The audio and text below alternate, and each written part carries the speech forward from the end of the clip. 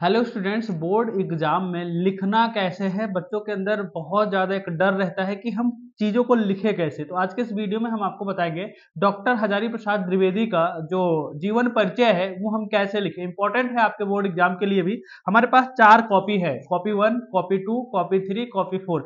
4 copy हमने mention करके रखा है और चारों अलग अलग स्टाइल में बच्चों ने लिखा है।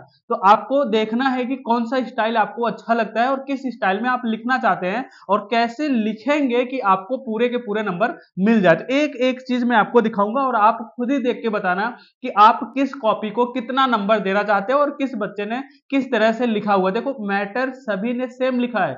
जन्म अगर हजारी प्रसाद द्विवेदी का 1907 में है तो सबने 1907 ही लिखा है, लेकिन उसको कॉपी में उन्होंने कैसे सजाया, किस तरह से लिखा है, ये बहुत बड़ा मैटर करता है, ये माने रखता है। तो हम एक एक कॉपी को दिखाएंगे, तो ध्यान से देखना किस बच्चे ने किस तरह से लिखा है। और राइटिंग भी बहुत अच्छी नहीं है कि राइटिंग कैसी भी हो, लेकिन प्रेजेंटेशन अगर आपका अच्छा है, साथ ही अगर राइटिंग अगर आपकी अच्छी है तो पूरे के पूरे नंबर आपको मिलेंगे। तो आइए हम आपको एक एक कॉपी दिखा रहे हैं। 4 कॉपी है मेरे पास, चारों को हम दिखाएंगे और आप सभी को बताना होगा किस कॉपी को कितना नंबर देंगे। तो ये कॉपी नंबर 4 है, आप देख पा रहे होंगे। कॉपी नंबर 4 है, बच्चे ने प्रश्नोत्तर संख्या डाला, जीवन परिचय डॉक्टर हजारी प्रसाद द्विवेदी।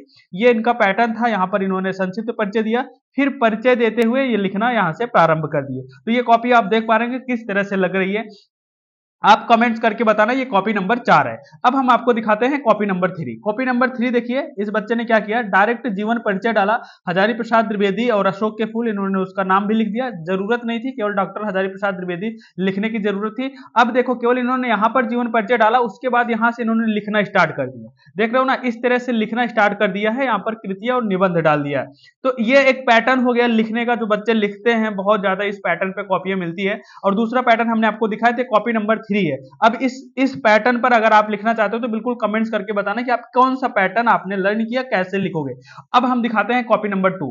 ये कॉपी नंबर 2 है, इन्होंने प्रश्न संख्या नंबर 5 लेखक परिचय इन्होंने डाला, उसके बाद आचार्य हजारी प्रसाद द्विवेदी। फिर देखो इन्होंने क्या लिखा, नाम, जन्म, जन्म स्थान, पिता, शिक्षा, उपाधि, साहित्य, पहचान और मृत्यु। ये इन्होंने पहले सिस्टम से लिख दिया। जो आप पूरी गाथा बच्चे ने यहाँ पर जो पूरी गाथा यहाँ पर लिखा है ना, इसी के अंदर लिखा, वही सारी चीजें इसी के अंदर लिखा हुआ है, लेकिन इस बच्चे ने पूरे सिस्टम से लिख दिया अलग करके। अब एग्जामिनर के पास इतना टाइम नहीं होता कि ये चीजें आपको आपका जो ये चीजें है वो पढ़े, लेकिन एग्जामिनर अगर आप इस सिस्टम से लिखोगे तो एग्जामिनर बिल्कुल इस तरह से आपको देखेगा और पूरे के पूरे नंबर यहाँ पर आपको दे देगा। 5 नंबर का आता है तो 5 पे 5 यहाँ पर आपको मिल सकता है, ज्यादा चांस है। अब हम दिखाते हैं कॉपी नंबर 1। अब देखना कॉपी नंबर 1, ये सिस्टम जो है ना, अब आपको देख के ही लग रहा होगा कि यार ये बेस्ट कॉपी है, इसीलिए यहां पर हमने मेंशन किया है कॉपी नंबर 1।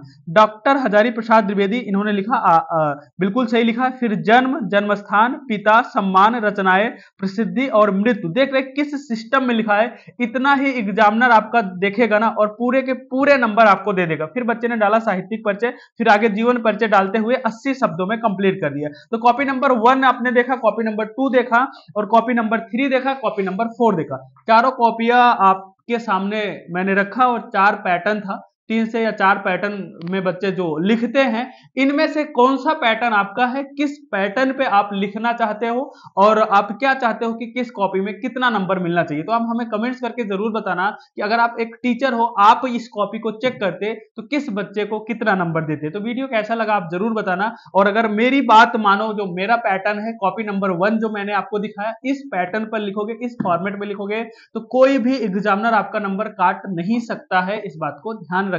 तो मेरे अकॉर्डिंग पैटर्न 1 बिल्कुल सही था। तो कमेंट्स करके जरूर बताना वीडियो आपको कैसा लगा। Thank you.